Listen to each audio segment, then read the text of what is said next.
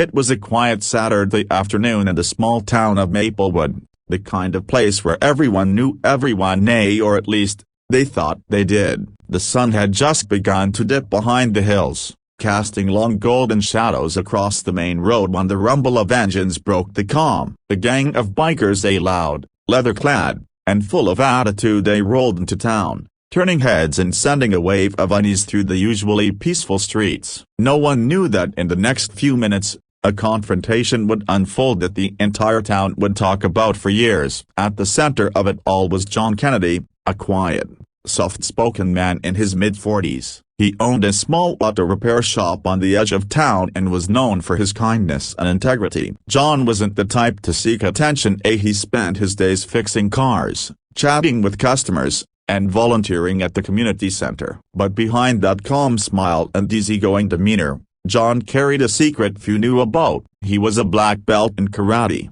trained under one of the toughest masters in Japan. Years of discipline, patience, and humility had shaped him into someone who understood strength not as power over others, but as control over oneself.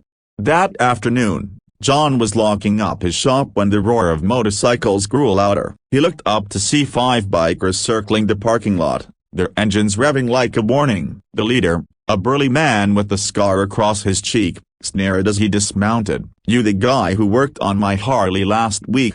he barked. John nodded. "Yeah, I tuned it up and replaced the brakes." "Everything okay?" The man slammed his boot against the pavement. "No, it's not okay. The thing stalled on the highway." "You trying to mess with me?" The accusation was sharp, his tone dripping with aggression. The other bikers laughed, circling John like vultures sensing fear. But John didn't flinch. He stood tall, his voice steady. "If there's a problem, I'll take a look." No need for trouble. But trouble was exactly what they wanted. The gang had been stirring chaos across nearby towns, looking for easy targets to intimidate. They didn't realize they had just chosen the wrong man. When the leader shoved John hard in the chest, the crowd that had gathered nearby gasped. John stumbled back but didn't react. His training whispered in his mind control, patience, awareness. He raised his hands calmly. "Walk away. You don't want to do this." The leader laughed. "Or what? You gonna call the cops,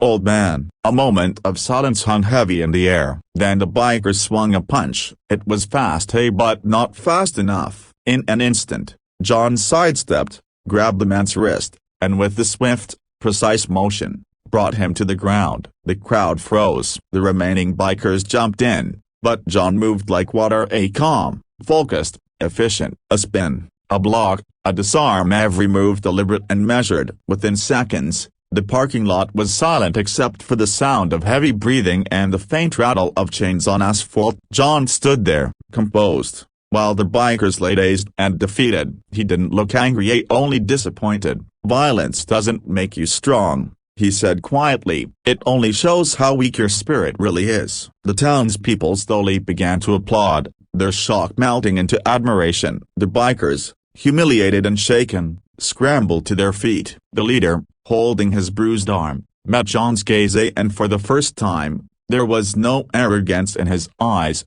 only respect. Who are you?" he asked. John gave a faint smile. "Just a mechanic who believes in peace until someone forces my hand." The gang left town without another word, and though they never returned, word of what happened spread far and wide. But the story wasn't just about a man defeating 5 bikers. It became a symbol of quiet strength, of how real power doesn't need to shout. In a world often ruled by intimidation and noise, John Kennedy reminded everyone that calmness is not weakness, and kindness is not submission. Weeks later, one of the bikers came back to Maplewood not to fight, but to apologize. He found John at his shop, wiping grease from his hands. "You didn't have to let me go that day," the man said softly. "You could have hurt us bad. Why didn't you?" John smiled. "Because people change when they're shown mercy. Pain only hardens them." That biker ended up volunteering at the same community center where John taught self-defense classes, not just the kind that taught punches and kicks, but the kind that taught discipline, respect, and compassion. And so, what began as an act of aggression turned into a lesson that rippled through the town and beyond. People still tell the story of John Kennedy, the quiet mechanic who stood against fear without anger, who fought not to win, but to protect peace. It's a story that reminds us all, true strength isn't in how hard you hit, it's in how much grace you show when life hits you.